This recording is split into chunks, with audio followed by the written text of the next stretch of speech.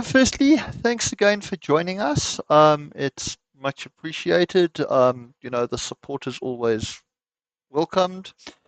And today we're going to be talking about pointers.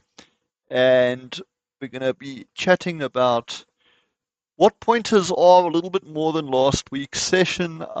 Last week's session, I realized we covered quite a bit of quite hectic content. Um, and I think that, I had a lot of feedback on that session that some people did struggle a little bit. So I think before we start talking about pointers, I want to spend a couple of minutes taking questions about last week's session. And if people do have questions, please, let me know what those questions are so that I can, address them and see how I can help with that. So if there are questions, please let me know and we can then.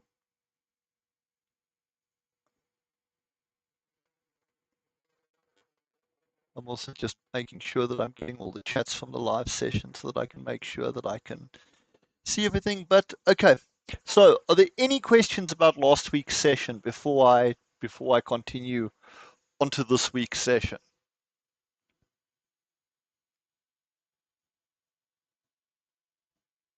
Nobody? Feel free to ask because, as I said, there's no such thing as a stupid question. Okay, in that case, if I'm not going to get any questions, let us talk a little bit about pointers. Now, this week's session, I've got some example code. It's a fairly limited amount of example code, and the reason for that is because I want to talk quite a bit about what is happening here rather than go, function for function for function for function, so that I can make sure that everybody is understanding this. And please, if you don't understand this, stop me, ask a question either via the mic or via the chat, because it's really, really, really important that people get this. And it's the one area of programming that over the years I found a lot of people have seriously struggled with for some reason. I don't know if it is because of the way that it is being taught in academia or what it is, but for whatever reason, pointers have always seemed to confuse people. So, what is a pointer? The easiest way to explain a pointer is simply that this is kind of almost a mapping to a location in memory. If you consider that a computer's memory, imagine you are reading a page in a book and you've got a whole bunch of letters all over the place, and somebody's jumbled all of that up and put stuff in between the letters, etc. It becomes almost impossible to read. But if you lay a stencil on top of that to cut out all of the garbage, you can see the message becomes clear. And when that message becomes clear, what you've got is something that's actually saying, here's all the valid data. Now, with a pointer simply says, here's where your data in memory resides. It's not the actual data itself. It is telling you where in the computer's memory the data exists.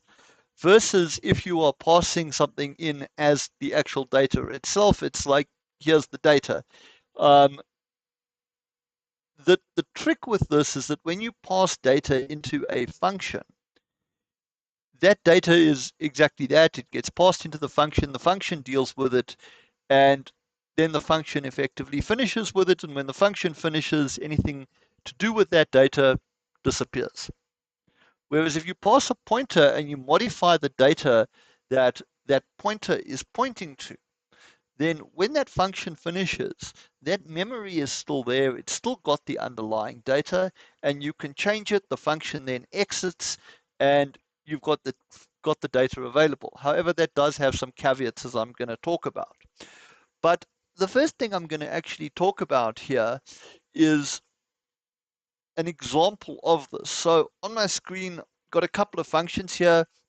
And the first one we're going to talk about is the function called pointer no return. Now, if you look at this function, I am passing in two stock standard bits of data, A and B. So A and B are integers, and that's data coming into the function. Then I have a pointer to C. And you'll notice that this function has no return. So there is nothing sitting between these 2 points over here.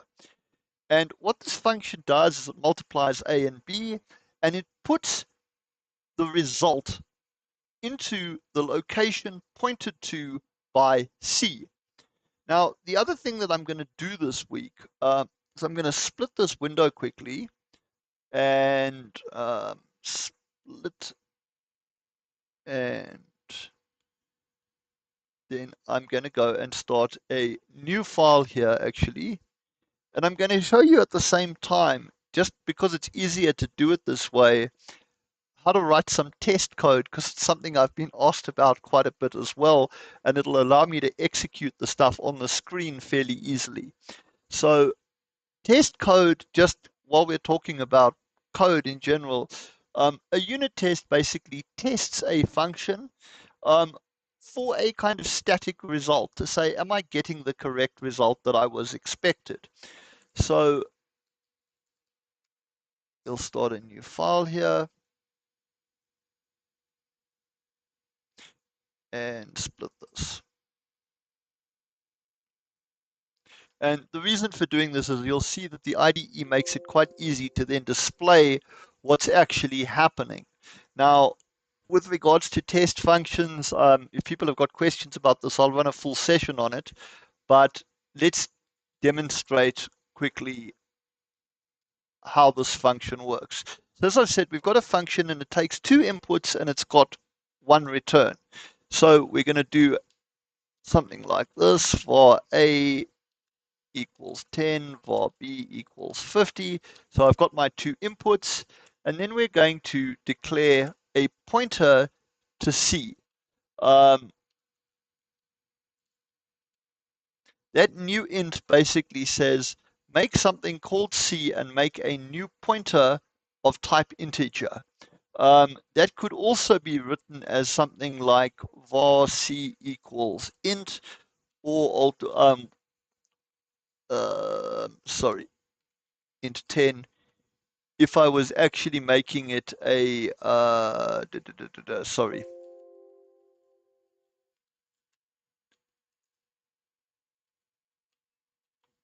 that would, the difference between this here, between C and D, is that in C, I'm actually allocating some memory for this pointer. In D, I've declared this variable of type pointer, but there's nothing in it at the moment. And if I'm going to put something into this memory, I need to make sure that it's actually pointing at somewhere legitimate. The other option is to declare a normal variable, which is just a variable type int. This has memory because it's not a pointer. So there's no real problem there. But if I then go and run a test against this,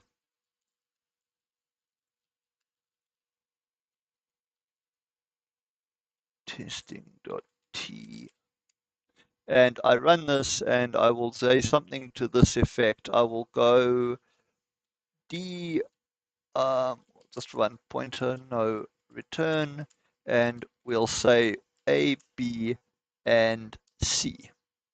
Now, you'll see that I'm not again reading any return from this function, because what this function is going to do, as I've said, is place the result into C. So effectively, C will end up containing the results of A and B as a pointer. And if I run this, I can then say if C is equal to A times B, oh, sorry, we'll make it fail if it doesn't. If C is not equal to A times B, we'll print an error there, test failed. Um, but that doesn't work because I've got to dereference the pointer. So I have to dereference that pointer because I want the actual data behind it. So what that's saying is run this function, A, B, and then test the result to make sure that what is pointed to by C is equal to A times B. And if I take this and I remove this here because it's not in use, and I can then, in my IDE, just click and I can run, and it's just compiling, and it's telling me that that function doesn't exist. Don't you love it when things go wrong? Okay, well, we'll do this the old-fashioned way then. Um,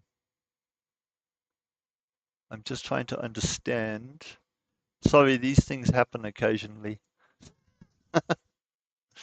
Um, just want to make sure. Okay, we'll do this the old-fashioned way. Show in terminal. My apologies for that. I will need to work out why it's not accepting that as a test function. But if I pointers. So over here, if you look at the code that I've actually got, where I'm going to close this file here, you'll see that in the code itself, down at the bottom here,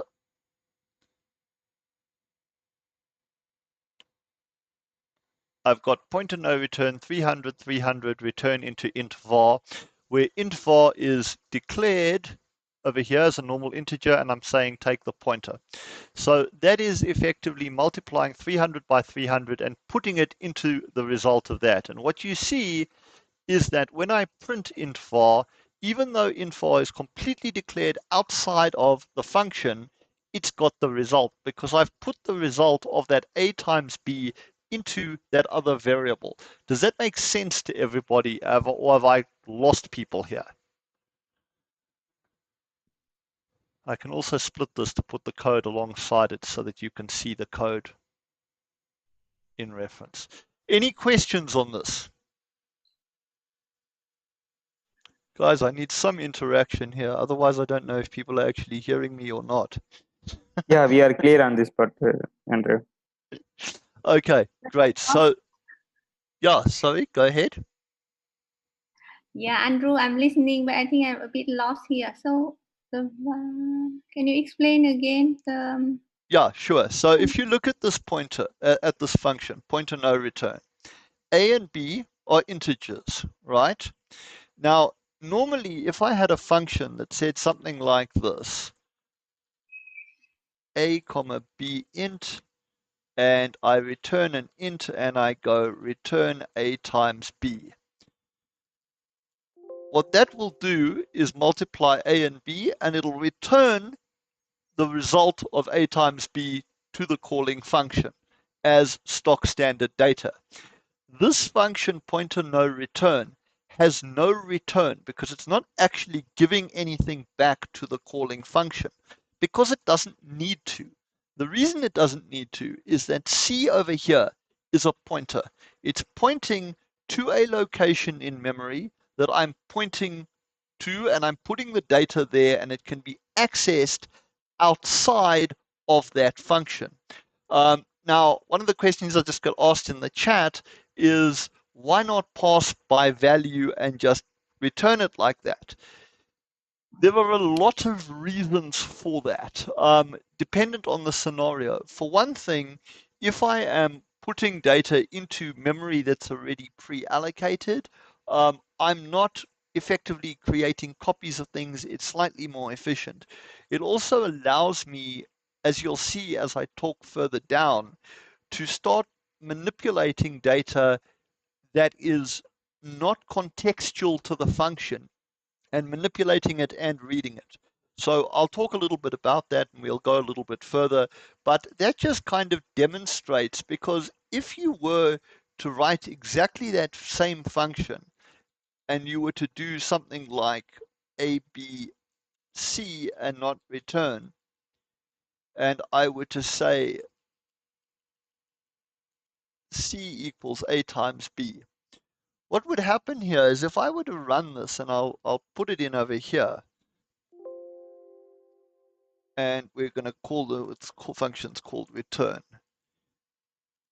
So we'll go A equals 10 B equals 20, C equals 30. Now, obviously, 10 times 20 should be 200. And if I were to then run return A, B, C, and print C, C is now equal to %D. What you'll see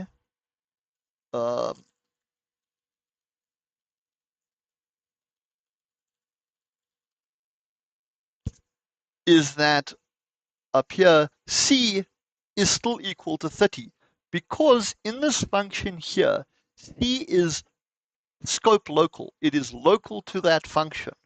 Whereas if I do the same thing here with the pointer no return, you can see over here that I've actually changed the value coming out of the function without returning anything because I am putting that data in a location at memory that is known outside of the function. Does that make sense? Yeah, bro. Okay. Yes, it does. Okay, so that's the first part about a pointer. Now, this is also useful for things like when we start swapping data around and manipulating it. If you look at the way a computer addresses memory, and when you start talking about integers and UN16s, etc., and I've talked about this briefly in other sessions, remember that a computer thinks in terms of zeros and ones, but it also addresses numbers in terms of 8-bit chunks, so bytes effectively. So the moment that you've got a number that's larger than 2 to the power of 8, which is 256, so 0 to 255, effectively that number is actually just a concatenated sequence of bytes. And occasionally, if you've got a number like, oh, I don't know, 30844, for example, you've got 2 bytes in a row, and let's say you want to swap those bytes. And when we get to network programming, I'll go into detail as to why you would want to do that. This is one of the things where you can use pointers in quite an effective way to do something like this. So if you look at this next function, pointer by byte swap, what this does is it takes the pointer, then it dereferences the pointer to get to the underlying memory. And it takes that number, the data at that pointer, it first shifts that number to the left by 8 bits. Then it takes the number and it shifts the same original number to the right by 8 bits, and it does a logical OR between them, and you end up with a number that has the byte order reversed. And you can see this here, where in this code, and I want you for kind of a second to ignore some of the, well, actually, you can see it here just in the way that I've written the code here, because we're going to get a lot more complicated in this. But effectively, you've got this thing here called int var, and up here, I have, where did I set int var? UN16 var is,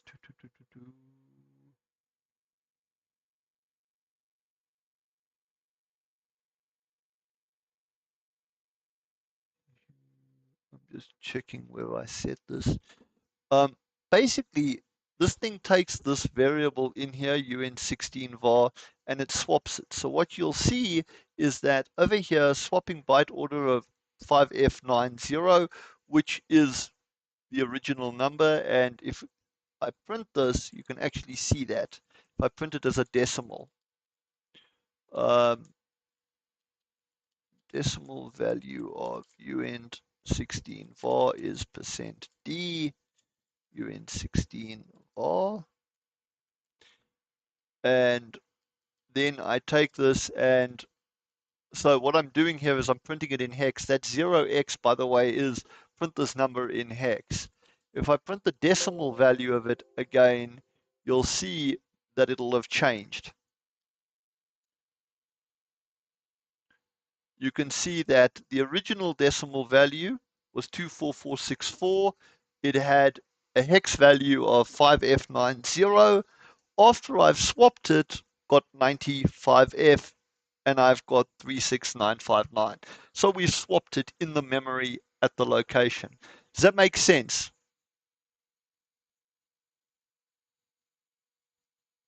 Yeah, it does. Now, why is this kind of useful? So I'm going to firstly I'm going to kind of skip over this next function for half a second, and I'm going to talk about slices and pointers. And this is where things get slightly more complicated. So if you look, I've got a byte slice, right? 1, 2, 3, and 4. And you can see here, that's just a slice of bytes. Now remember what I said about UN32s or a 32-bit number being simply a concatenated sequence of bytes. So if I wanted to take these 4 bytes and turn them into a UN32, there are 2 ways that I can do this, right? I could either go ahead and do something like this. I could go y colon equals 1 shifted by 24 bits to make it into the most high order bits of the UN32, and I can OR that with 2, which is shifted 16 bits, and I can OR that with 3, shift with 8 bits, and finally OR that with 4. And what you will end up with there is a 32-bit number that is a concatenated sequence of those 4 bits, and I've had to shift every single byte all the way to the correct positions to make up that 32-bit number. If you remember the binary session, I think we covered that. But does that make sense, what I've done in this line over here? Because now I'm going to show you the easy way, but first let's make sure that people understand what's actually just happened there. Questions on that? Anybody? Okay. For one, Yeah. why didn't you use, why you use 24? Okay, so remember 32-bit number.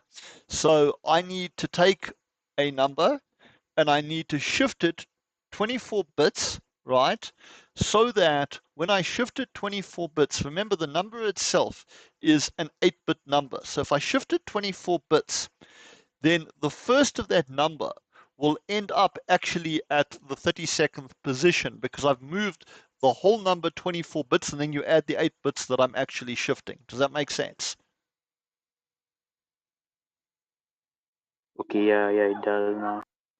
And then you move the second byte by 16, you move the third byte by 8, etc., and you end up with this concatenated sequence of bytes that make up your UN32. However, So, yeah. so 4 will be from 7 to 0. Yes, 4 will be from 7 down to 0.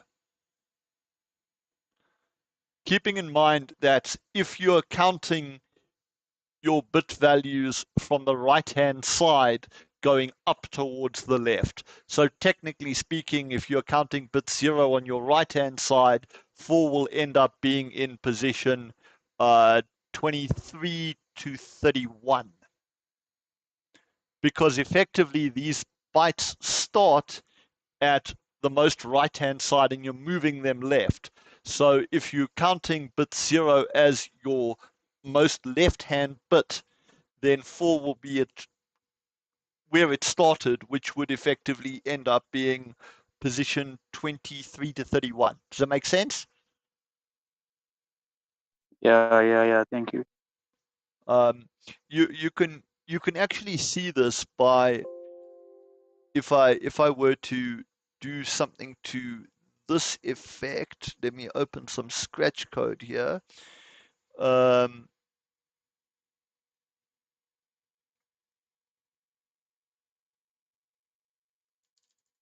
shift demo.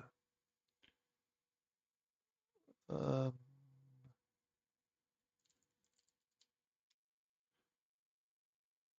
and if I do something like this, so we're going to say A is equal to 1, B is 2, C is 3, and D is 4. And E, we're going to make a UN32. We'll make these all UN8s as well. Just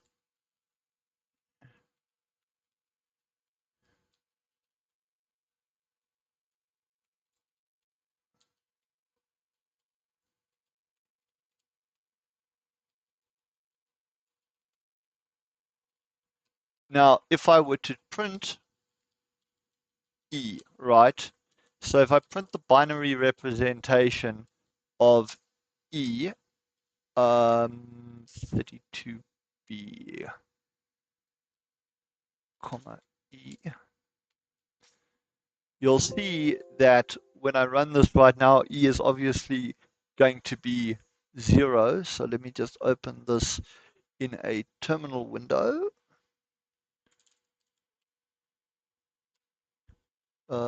Go run.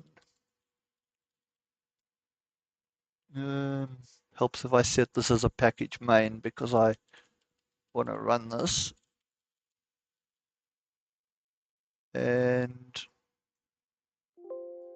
keep in mind that because I'm not using these variables yet in the code, remember the Golang rule that you can't have code that's not referenced, so comment those out. You'll see that at the moment, sorry, E is a bunch of zeros, right? Now, if I take that and I put in the, I do the shift on it, so A is, E is equal to A. Now, keep in mind that if I'm going to shift something that is 32 bits, I need a 32-bit variable, otherwise I'm just going to shift it all the way off the end. So I take A, convert it to a UN32, and I shift it by 24. And what you'll see now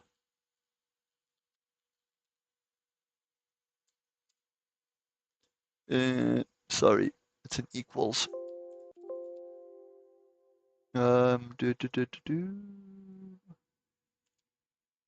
Get rid of the brackets. UN32 shift, so A is equal to 1. Daniel, what am I missing here? You need to print, I guess. Oh, Yeah, sorry. you need to print. Guys, sorry, it's been a long week. If I print that here now, you'll see that that's giving me my actual full, well,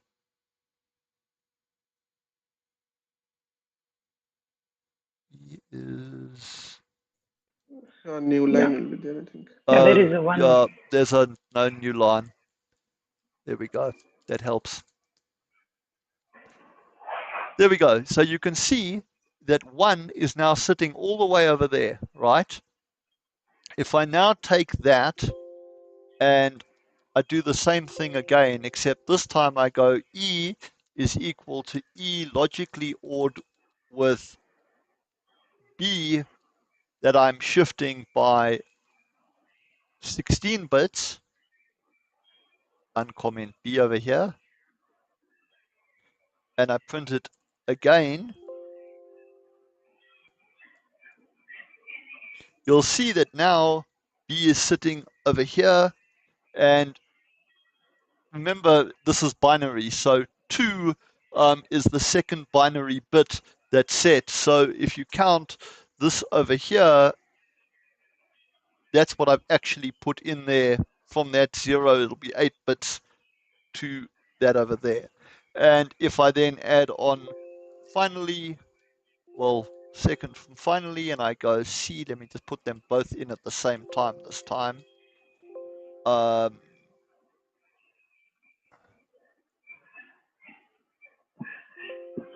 And I uncomment this. what you end up with, as you can see, as I shift in all those numbers on, is that those numbers get added in kind of sequentially as it goes. Except D, I shouldn't be shifting. So I don't shift on that one. And this one here, I'm shifting on 8. There we go. It's filled in the full number there. So effectively, you can take your byte components and shift them to the right positions to create this combined number, right? Now, that's kind of the long way around of doing things.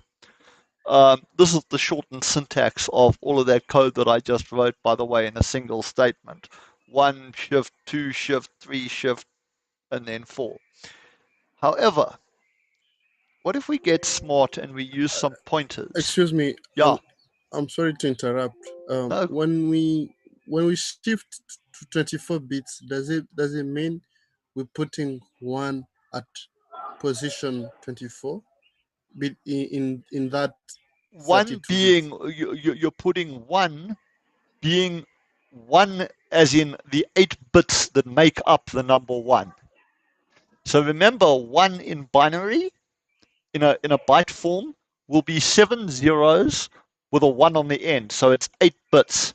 So what you will end up when you shift it is that you will end up with 7 bits, then a 1, which are from position 0 through to position 7, and then you will end up with the rest of the 32 bits as zeros on the right of that. Does that make sense?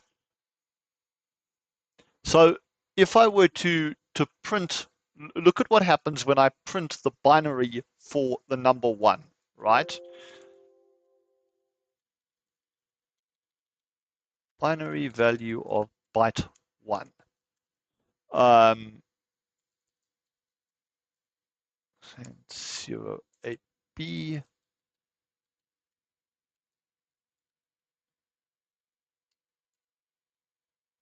You can see there that that is 1.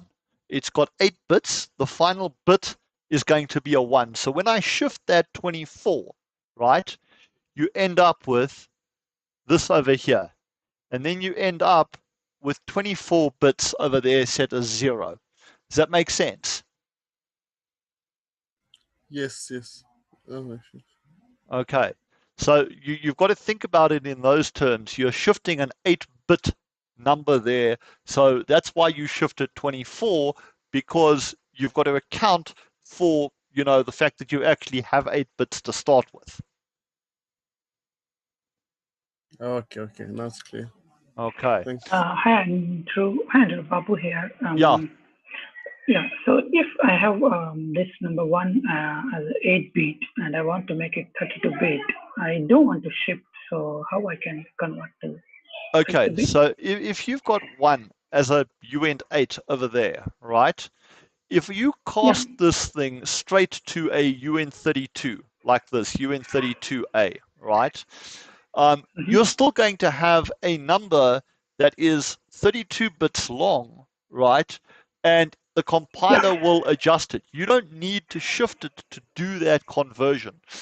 You only need to shift it when you're taking that byte and trying to combine it with other bytes to make a combined 32. Because if I were to take A, and if I do this, so of byte A. So you can see here, I'm just going to delete the rest of the stuff. And this is 8 bits.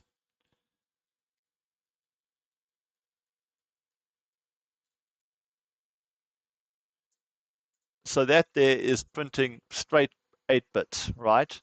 If I then take B and I say B is equal to uint32.1, and I take this and I'm going to say that I'm going to print this, except this time I'm going to print 32 binary bits, and I'm going to print B. You'll see the compilers dealt with it for me. I see. So we should mention like print it in 32-bit format, and then compiler will print it. Yes, Correct. the compiler will work that out. There is something involved here called Indianness, which I will talk about in a few minutes, that complicates this slightly in where we're going next.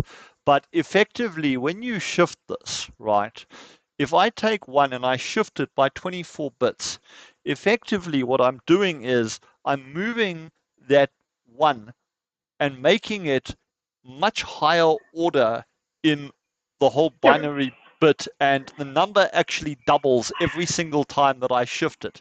So 1 is no longer equal to 1 once I shift it there. 1, yeah. It is equal to, much bigger number because it's gotten, higher order precedence through each shift. It will be in 64-bit format, so the number value will change. Correct? Yes, it'll be in 32-bit. So effectively, what you'll end up with, it's the equivalent of saying 0, 1 in decimal. If I've got 0, 1, that's equal to 1. If I've got 1, 0, that's equal to 10. So it's getting a lot bigger as it goes. Make sense? Yep. Thank you. Understood. Okay. So now I've got this function and I've got these bits here, 1, 2, 3, and 4, right? What am I going to do here is I'm going to say that I want to take those 4 bytes, right? And I want to take that and I want to combine those 4 bits, right? And I want to make it into one single uint32 with a return, right? So what happens here is that I tell this thing that I want to reference the memory, right? That is at the pointer B at pointer A. So where is pointer A going? It's pointing to a location of memory. And I want to take it at offset B, which in this case you can see offset B there is 0. So this is saying I want to take this uint32 and I want to construct a uint32 from the memory pointed to at A at position 0 in that memory. And all that will do is take those 4 bytes and return a uint32 as a kind of byte sequence of the data at that memory. And what you'll end up with is a uint32 that is comprised of 1, 2, 3, and 4, all concatenated together because I've taken it straight out of the memory. Does that make sense? Yeah. What is the use of unsafe dot pointer? Okay, so in normal C, right, pointers are just there. You can use them and you can shoot yourself in the foot with them as much as you like. In Golang, if you want to access memory in the way that this function does, you use a special module called the unsafe module. They like to call it unsafe because, well, pointers can be a little dangerous if you start pointing at memory you shouldn't be. So you've got this module called unsafe, and you can access pointers using that, and it allows you to bypass the typecasting system, etc. So it effectively gives you a pointer that can point at anything and be cast to anything. That makes sense. Yeah. Thank you, Andrew. So are pointers iterable? Okay. Because I'm asking that because where actually the cursor is, you in my understanding, you're trying to see what B seems to be at the location of the pointer A. Okay. Is that true? Okay. No, I'm gonna get to that, but yeah. Okay, so something to know about Golang. If you look at a slice or a struct or any of those, right? at the memory where those reside, you have call it a descriptor structure, which describes what is in that underlying slice, the length of it, etc. So if I were to point at A, so if I were to say something like that, right, I do not actually end up pointing at the data at A0, which is the first element of the slice. I will end up pointing at this descriptor that sits at that memory that tells the compiler what that slice is actually comprised of. Because there is this hidden structure which is not normally visible, which sits at the top of slices and structs and various other variable types in Golang. And that's why I do something like A0, because I need to bypass that slice descriptor structure that's sitting in that memory location pointed to by A. Does that make sense? But then, what's the difference between that what you've just written and dereferencing A? If you you are accessing dereference, as, so if you dereference A, right, what you'll end up with is you will be pointing at the slice descriptor header, because there is a header on a slice in Golang in the back-end memory that tells the compiler and the runtime this is what is in that slice. So dereferencing A is not actually going to point at the data in the slice. It's going to point at the slice descriptor. Does that make sense? I know that gets a little complicated. Yeah. So is it like similar to in C you have a pointer, and if you point to address of that pointer you will use and then if you want to point to a value you will you mention pointer. If you imagine something like this, right? So let's say we've got a struct, right? Type a struct, and you've got A, and we'll call this num of slice. We'll call this B max slice, and then we'll have C, which is a pointer to actual slice, right? Effectively, this here, or something to this effect, is a lot more in the normal back-end slice, sits at A, right? That A0, the way the compiler works, is going to actually end up pointing at C, because this here is the descriptor structure that is sitting at the top of that slice. That's why I've got that A0 there, because I need to access the actual data rather than the descriptor that's describing the slice. That makes sense. And once I'm sure that everybody understands that, I'll talk about, are pointers iterable? Because the answer is yes, but not in the way that I think you'd assume.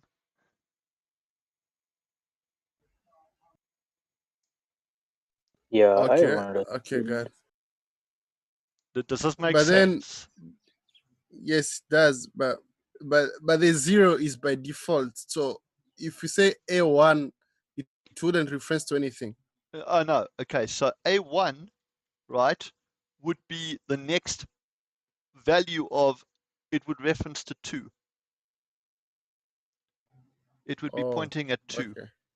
Okay. A2 would be pointing at 3, and A3 would be pointing at 4. But here's the trick, right? Let's say that I tell this to make a UN32 starting at this position, right? This is where this gets a little dangerous, because what comes after 4? Who knows? It's memory. It's going to let you access it. And you're going to hope that nothing is there that is important, because what you're going to end up with is 2, 3, 4, and whatever sits at that memory, which is undefined. This is where pointers can get dangerous, because you can end up pointing at memory that you shouldn't actually be reading. Because remember, it's going to read 4 bytes from wherever the position that you point at is. If you start at position 2, then the next byte in the memory could contain, well, virtually anything. Does that make sense? Yep, garbage location. Yes. Yeah. And that's one of the reasons why pointers, you've got to be careful, because if you point at the wrong thing, you can, cause a lot of problems for yourself. You can get crashes, you can end up reading the wrong data, etc., etc., etc., right? But at 0, you'll see that at the top here, I say if length of A, right, is less than or equal to, should actually be 4, right? So is 4, then there's insufficient bytes in the slice. Sorry, please do not try and go and create a UN32, because if the slice was only 2 bytes long, like so, and I ran this, again, I'm pointing into unreferenced memory. That could be anything. That's why I do this check over here. Does that make sense? Yep. Yeah. Andrew, I have one question here. So Yeah. unsafe dot pointer, that will return the pointer. So we used 1 star, so that's going to dereference it. And again, we used second star unit 32. Okay, so what I've got here, right, is what this is saying. Let me just put this back. So unsafe.pointer is going to give me a pointer, right? It's going to give me a pointer type that is effectively a pointer to anything, right? It's an arbitrary pointer. So what I'm saying here is tell the compiler that this pointer is now a pointer to UN32, right? Then dereference that pointer to get the actual data and return the data. If I were to return like that, what I would effectively be saying is that I'm returning a pointer to the integer. Pointer. Yeah. Does that make Okay. sense? Got it. Thank you. Okay. So now I'm going to get a little tricky, and I'm going to talk for a second about what is known as endianness. Right. So in computers and electronics and various different types of processes, you have what are called little endian machines and big endian machines. In a big endian machine, right, if I've got, let me just see here, let's put this B back in here. And I just want to see where I've introduced errors as I've been typing this. It's this here. Let's delete this. So if you imagine a number like, let's go back to my Scratch code for a second.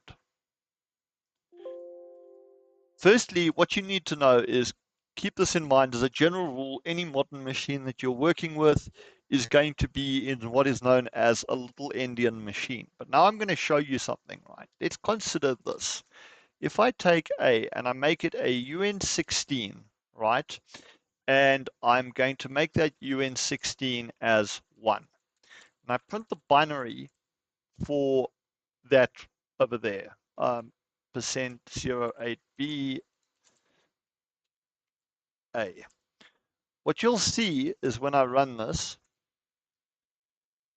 it shows me normal binary as exactly expected. Actually, I'll just print this as 16, right? 16 bits ending in 1. All makes perfect sense, right? But watch what happens if I then take that and I read it from the actual memory pointed to by A, right? 16B/n, and I do something to this effect.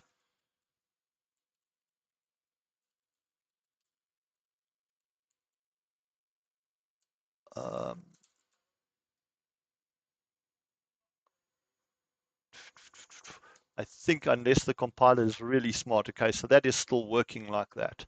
But this is an even better demonstration. If I say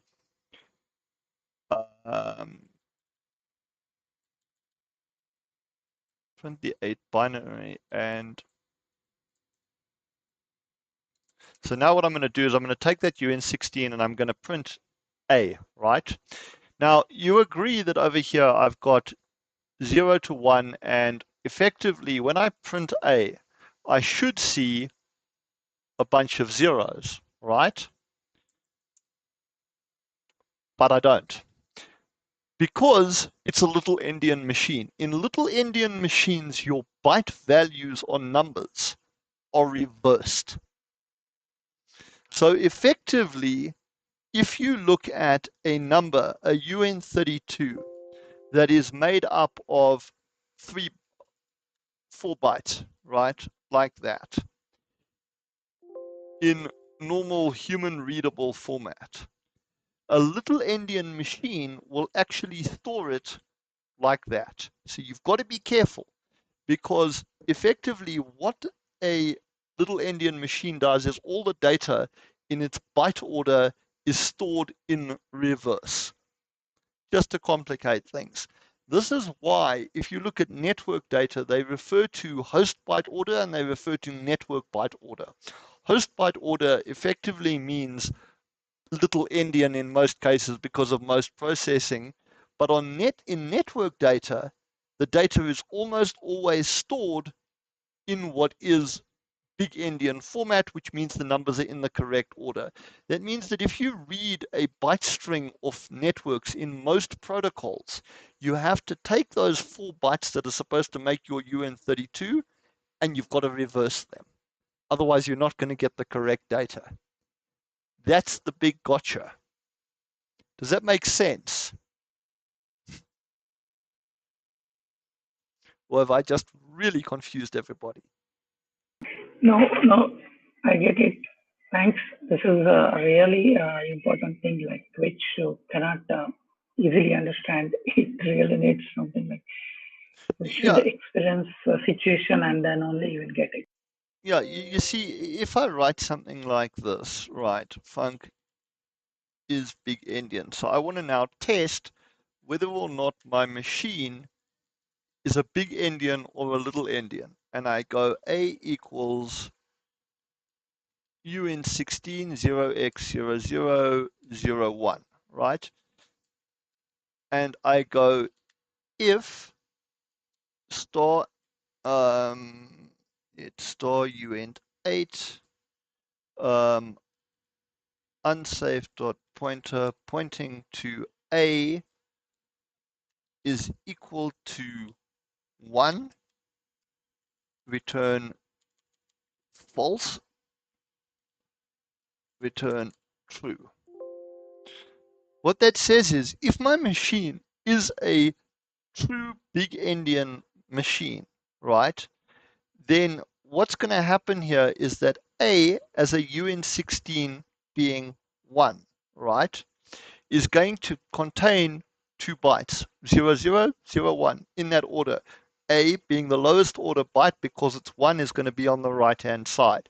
If it's a little endian machine, then the 1 will be on the right-hand side, and as a result, on the little endian side, it won't be equal to 1, it'll be equal to, when I point at A, yeah, A will be 1 if it's a little endian because the 1 will be on the left-hand side. Does that make sense?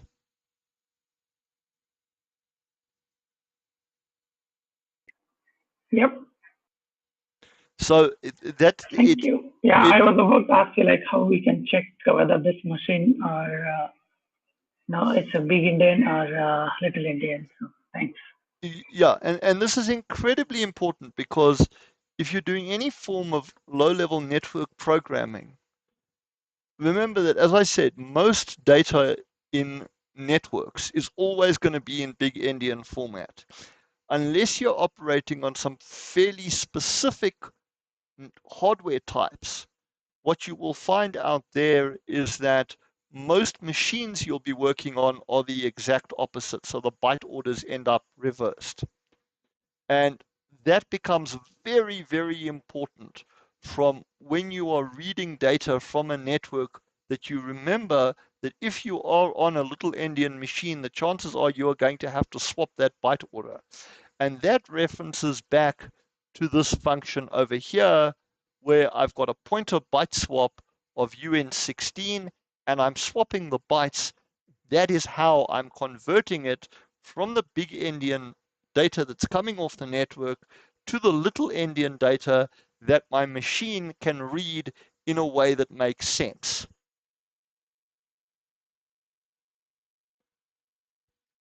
So that is why functions like this exist.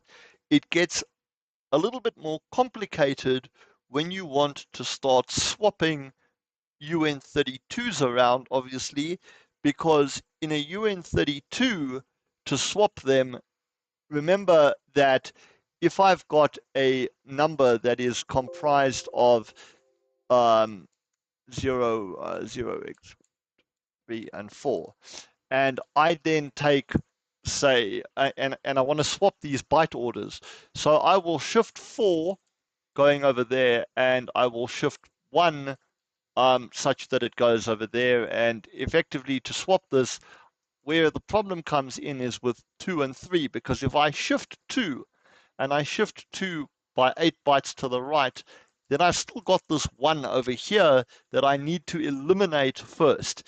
And that means that you've got to do some fairly fancy binary stuff with logical ands in there, so that I'm only shifting with the byte that is relevant. To demonstrate, let me, I'm going to take a risk here because I've got to remember the exact syntax of this. And it's been a while since I did this.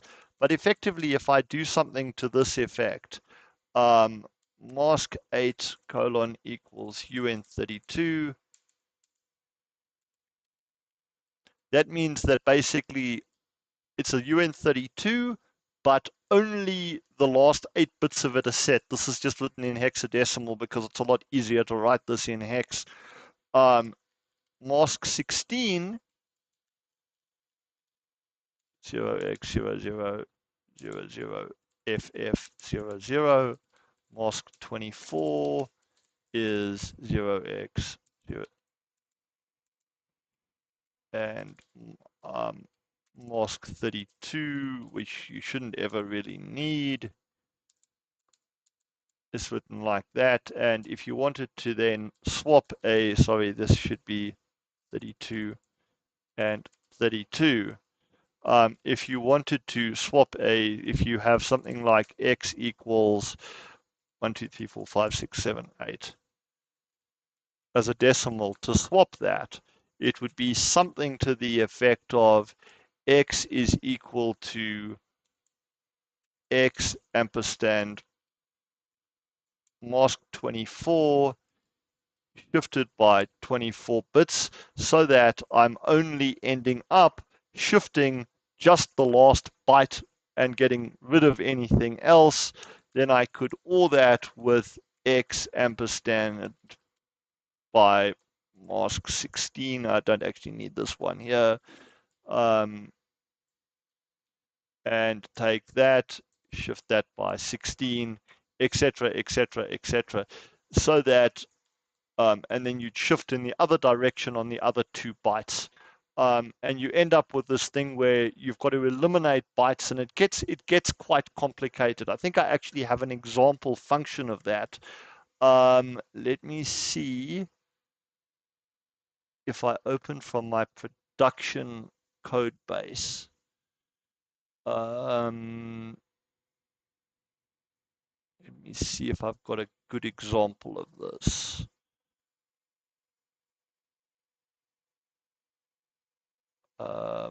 See. Users, Andrew Alston.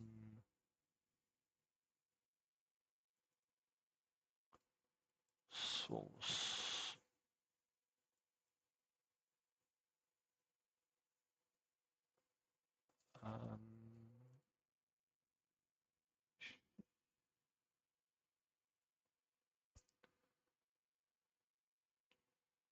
There it is. So your actual function to swap on a UN32 would look like that.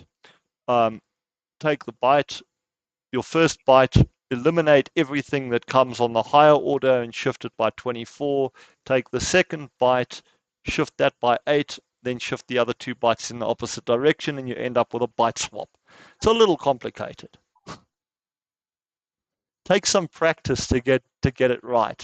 When you want to do that on 64-bit, it gets even worse because you end up with something that looks like that. But I wouldn't worry too much about that. So I've just had another question in the chat. Let me paste that question. I've got 2 questions here that I'll address. So to the guys online, in the, I just want to see if I can cut and paste this. So the question that I got was, can you please explain one more time the syntax of asterisk bracket asterisk uint8 and in relation to the star to the asterisk open bracket star asterisk uint8 in an unsafe. So if I've read that correctly, the question that I got was something to the effect of, if I have something like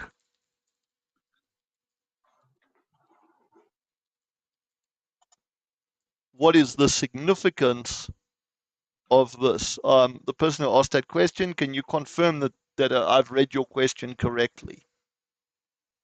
Yeah, Andrew. Okay, so if you look here, unsafe.pointer returns a pointer to A, right? So that says, give me a pointer to A, and it's an arbitrary type. It's just a pointer. It's not cast to any data type, right? This here tells the compiler that this is a pointer to a uint8, which is 1 byte of memory.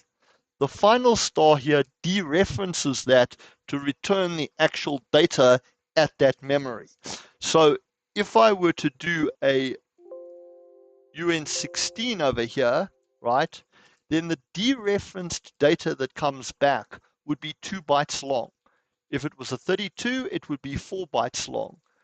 Whereas in an 8, because I've told the compiler that what is pointed to at A is a uint8, it's only going to dereference 1 byte of data. Does that make sense? Okay.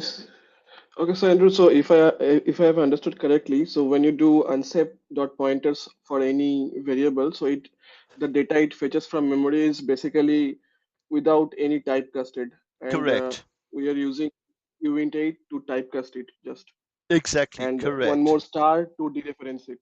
Correct. And that Okay, is thank what you. unsafe effectively does. It gives you the ability to access completely raw memory. So Andrew, I have a follow-up question on this. So yes. what is the default data type for unsafe pointer? So when the unsafe pointer comes back, it returns a data type. If you hover over this, it should be able to tell me. If I remember correctly, it actually returns a data type of basically an unsafe pointer data type, its own data type. I'm just verifying that quickly. So an unsafe data type returns a pointer type of type pointer, effectively. It's got its own type. I see. Okay. It's effectively a completely arbitrary data type that does not have any casting. Would you mind to print the value coming from unset pointer to just see how this default type pointer looks like? Yeah, so if I were to do something like format.printf, you'll notice that I use a percentage %p there, right? Because percentage %p says print a pointer type, right? And we'll make this x, because I've got a variable called x. Let's just get rid of these. And there we go. So if I run this,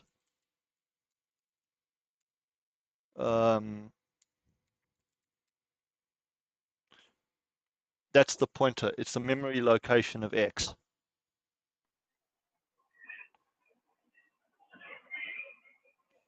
Matthew, I will get to your question in a second, by the way, with regards to IP addresses.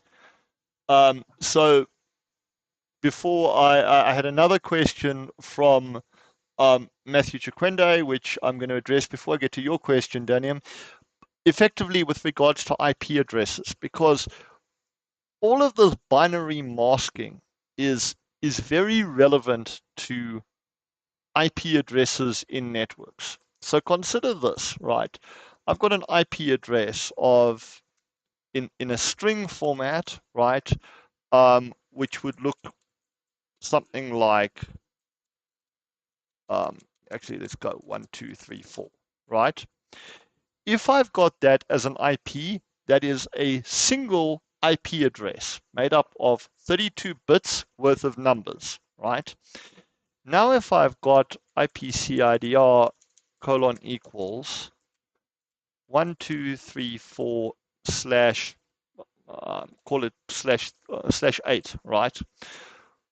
What that means in binary terms is that this refers to an entire network, and it says that I must only take account of the first 8 bits in the binary string, because remember, in an IPv4 case, an IP address is nothing more than a 32-bit integer. So this IP address over here would effectively equate to something like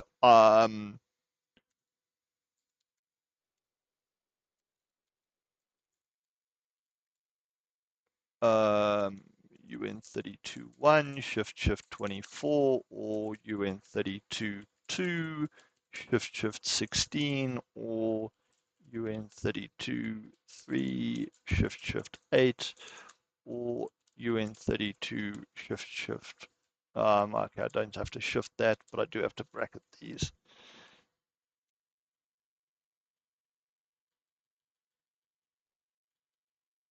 So your IP address in terms of a string format can be converted to a 32-bit integer using a formula similar to this, because each of your octets, which are each part of your v4 address, are effectively bytes, and you combine your IP address into a single 32-bit integer.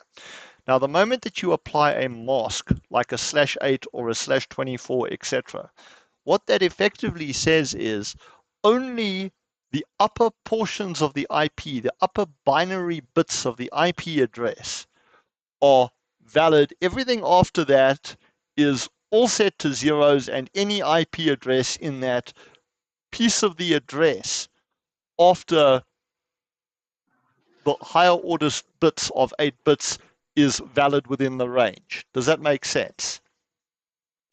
Yeah. Yes.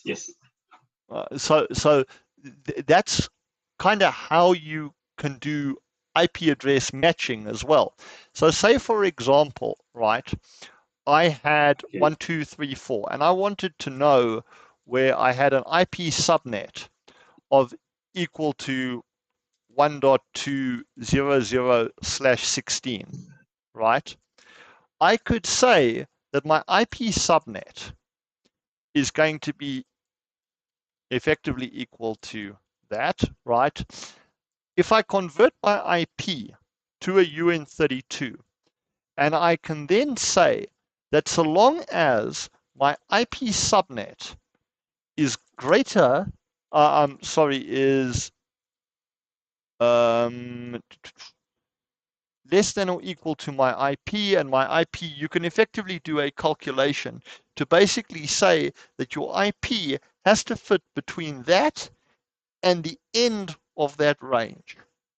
So effectively, if I were to take IP subnet, if I were to take IP subnet and I were to then add the equivalent of a 16-bit uint, so it'll be something like IP subnet plus equals.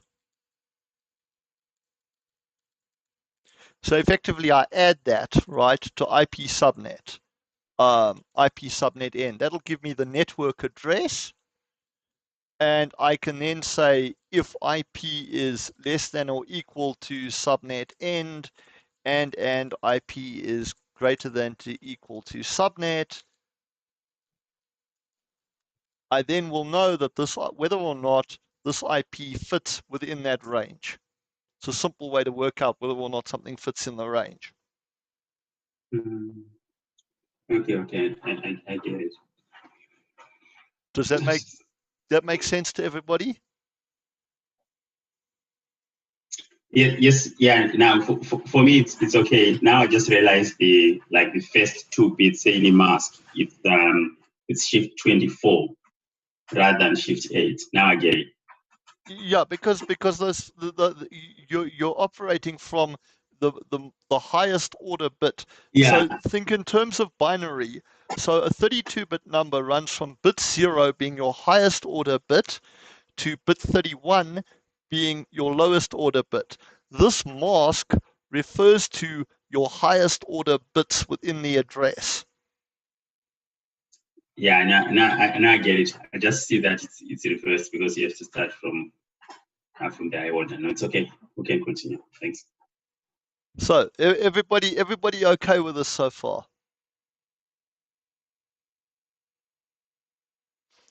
Yep, I'm okay. Thank you. So that's what that function then does. Now we've got another function here, which let me just adjust this again.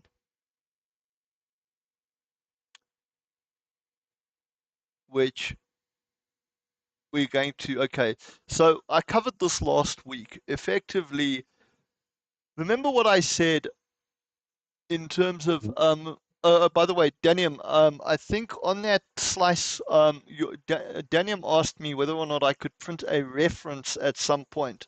So this over here where I was, let me just delete this over here.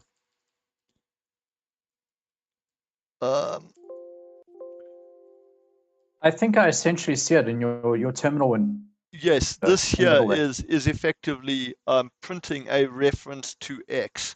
So that says print out what is that pointer, and that is your hexadecimal memory location.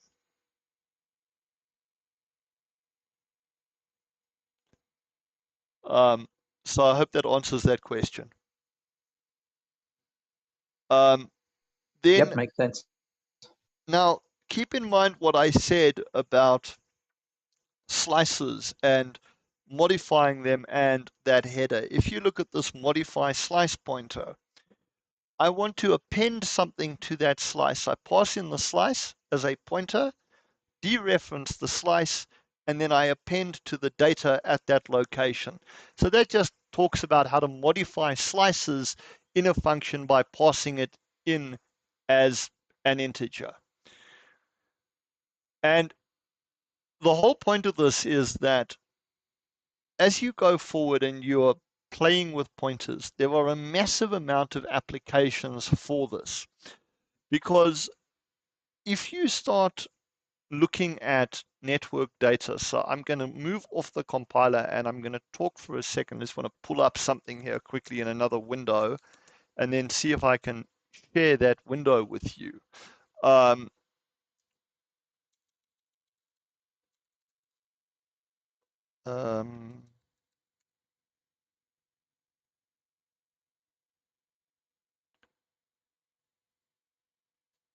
Just want to find this quickly. Effectively, if you look at kind of any network protocol RFC, right?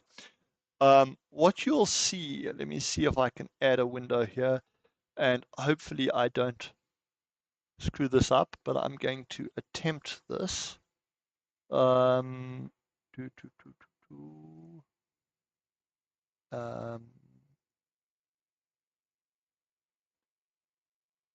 So that should be fine. And if we take a look, if I turn this off and I turn that on, you guys should see on my screen now, effectively what is, this is an RFC document that describes a network protocol. In this particular case, it's my favorite network protocol. This is BGP, right? When you read data coming off the network for a network protocol in any programming language, what you're getting is a byte stream. This diagram that is on my screen describes what is in that byte stream. So you can see that the first byte, which will be the first 8 bits, is your version number. Your next 16 are your autonomous system number. Next 16 will represent your hold time. Then you've got 32 bits for your BGP identifier. You've got 8 bits for your parameter length, and then you've got a whole bunch more. So if you look at how I was taking byte slices and creating UN32s out of them by referencing a particular point in memory. When I read a packet off the network, I can use that method to unpack what is in that binary stream by simply pointing at the right places in the slice and telling it, this is now a UN16, this is a UN8, etc. And so I can compile my data like that. Does that make sense to everybody? That is where you use this stuff. I'm hoping that makes sense to everybody. Can you please repeat if you don't mind? Okay, so if you look at this diagram, imagine I'm getting a byte stream. So let's go back to the Golang quickly. So we've got something like this.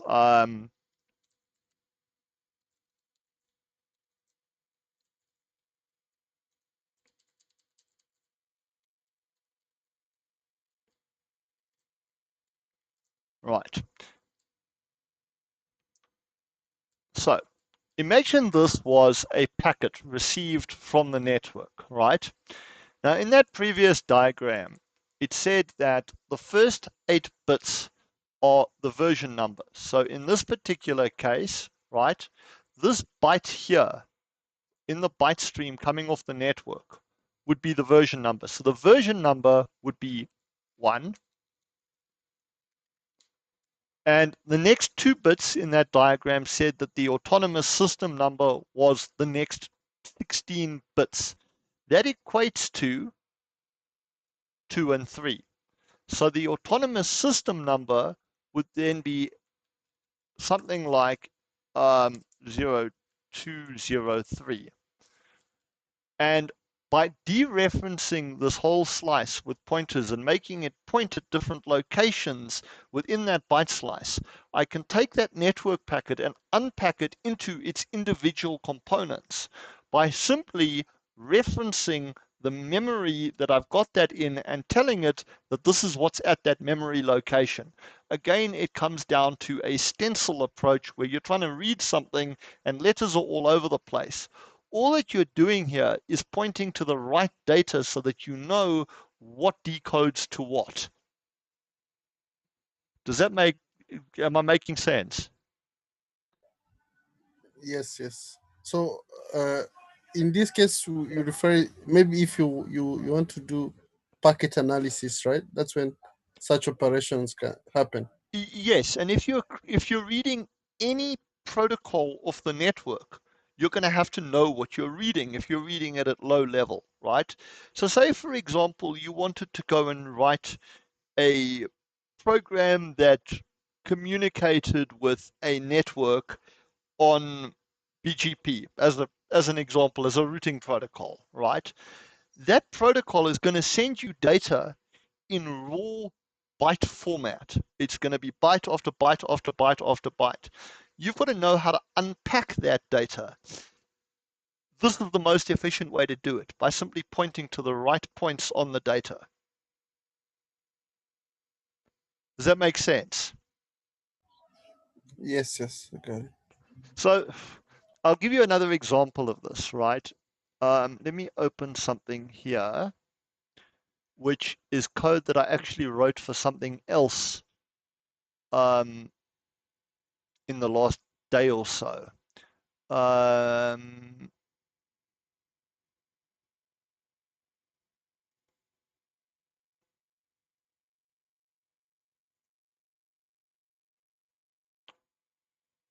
So this here, I was actually laughing at myself yesterday because I realized I've been doing this for too long when you can write entire packets in hexadecimal without looking at the function description, right? This here is a typical BGP packet, right, in its raw byte format. And what do I know about BGP is that BGP typically would contain a header. And its header, the first 128 bits of the header are all set. So they're 0xFF in hexadecimal. So this entire piece here, when I read the packet, has to equal all bits set. So those are going to be the bytes that you're going to get. I know also that the next 2 bytes are going to be the length, so that's UN16. The next byte is going to be the packet type. The next type is going to be the version. The next type is going to be the autonomous system number of the peer. This will be the hold time. Then you'll go here, which has got another 32 bits, which is your BGP identifier.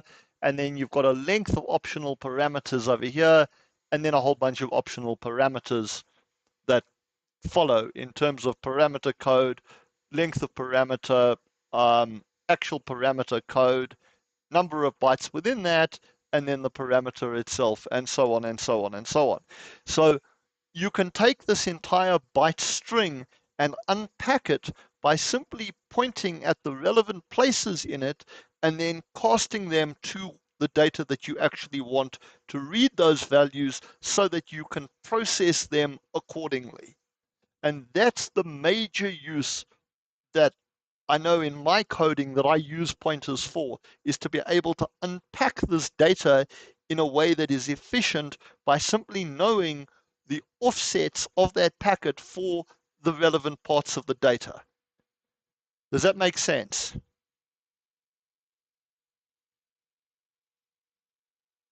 Yes, sir.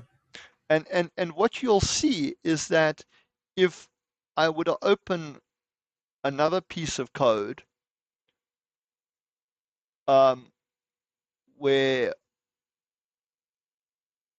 so if I open my actual kind of packet assembly code and my header verification code, in fact, that's probably, let me look for something that's slightly easier to see where I'm doing this.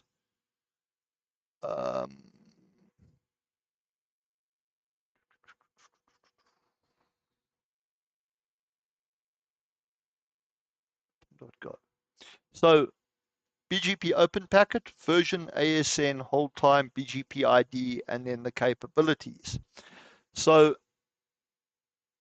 if I want to construct that packet, I take the version and I put it into header, which is header's just a byte, it's just a byte slice. And I take that header, that version number, and I append it to the byte slice. Then I take the relevant bytes of the autonomous system number that I've got in a UN16, get the pointer, and I append it to the header. Get the hold time, append it to the byte slice. And I'm creating a packet which is a series of bytes from those elements by simply dereferencing the memory and copying the bytes across into this byte stream so that I can build a packet in that manner. Does that make sense? This, by the way, is actual code out of Liquid's BGP daemon. But am I making sense here? Because this is your first crash course into network programming. Who have I lost completely? No, to be honest, to me, I am not in the networking domain, but I can understand like how you are decoding the byte formatted data and how you are, like chunking the locations and extracting data which you want, right? And then in this example here, you are just appending the locations and yeah, I'm finally you are effectively returning value. making a packet here. And you see, obviously I'm using this in the network context because the easiest code that I've got, but the applicability of this is valid in many, many areas because it allows you to manipulate data at a very, very low level as you need to. And that's one of the primary uses that I have for pointers, is the fact that I can access data in a way that is completely agnostic to what the data is presented to me as, because I get this data in this completely unstructured format, and by pointing at the right places, I can bring structure to that so that I can read it correctly. Yeah, But but if you have like an example, like reading data from any storage location, and if you know the format of the data stored at location, probably you can you could apply similar you could concepts. apply the similar concept. Correct. Yeah. Yeah. So, and this forms the basis of so much of the type of work that I do on a regular basis, where I'm writing low-level code to read network data. Um, there are a lot of functions that you can get that do a lot of the stuff for you. But the point of writing it like this is I avoid the overhead on the function calls, and I teach it like this because it gives people an understanding of what the code is actually doing at the back end. See, if you look at something like Python's unpack function, for example, Python's unpack function on the back end is pretty much doing very similar here. It's looking at trying to create structure out of unstructured data by taking those raw bytes, combining them together into something that you can read and work with. And this is how it's actually happening on the back end. Does that make sense?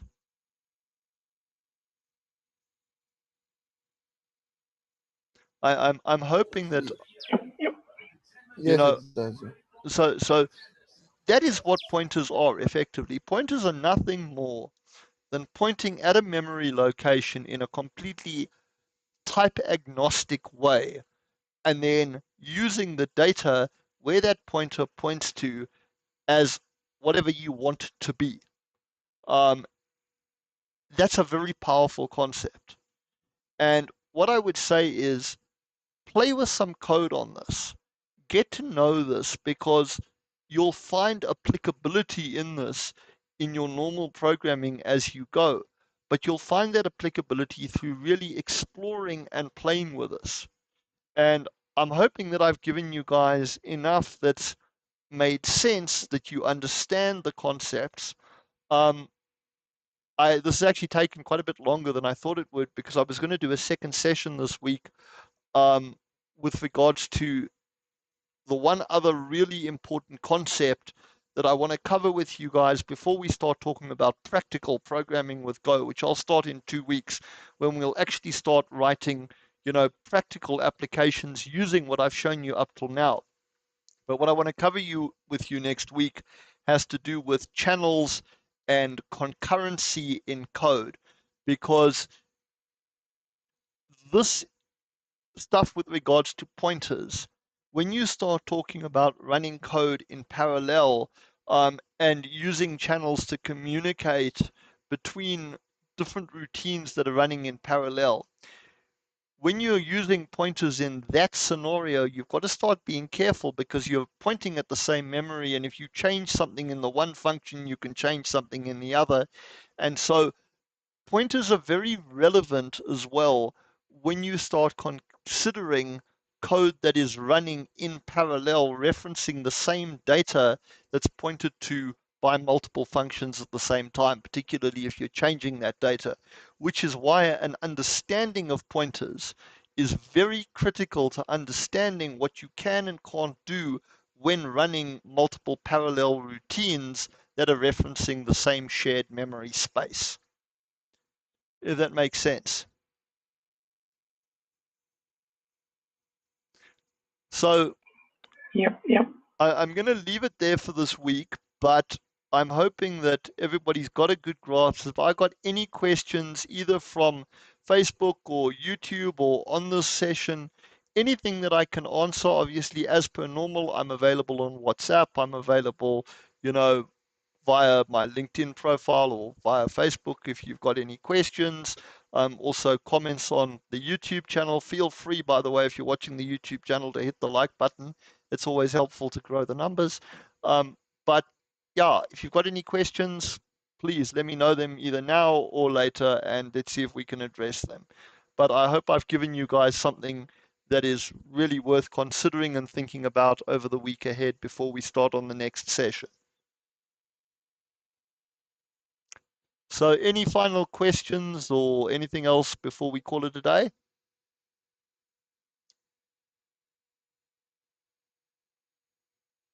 Otherwise, I'm going to assume that everybody's understood it, or assume that I've just confused you so much that you're sitting there going, what is this guy talking about? I'm not sure which.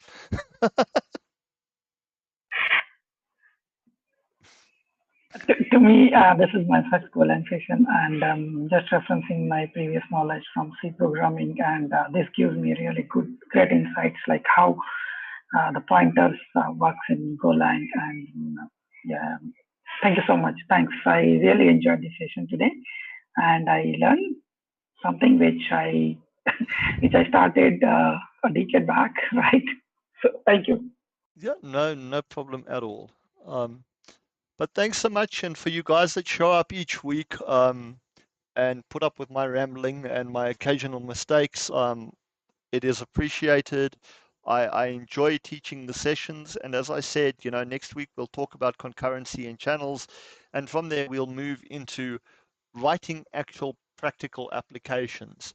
I want to, probably the week after next, we'll talk a little bit about creating APIs and accessing APIs as a practical implementation, because I think that that's really, really important, particularly in the DevOps space, being able to call APIs and process their results. And we'll talk about doing that, in parallel, etc. So there's still a lot that will go, but what I wanted to do before we go into the kind of practical application programming is give you the fundamentals on the back end. And I think that what I've done so far has covered a lot of that. Obviously there are things that as you write applications, you'll find more and more that you learn as you go. But I think I've shown you a lot of the really core back end fundamentals that'll make writing that application code a lot easier. So yeah, thanks very much for attending, and I will see you next week. Obviously, feel free to, ask any questions of me over the week going forward, and I hope to see you all back here next week. Thank you, Andrew. Thank you, Andrew. Thanks a lot, Andrew. Thank you so much. Well, thanks, guys. Cheers, bye. Bye, Andrew. Bye.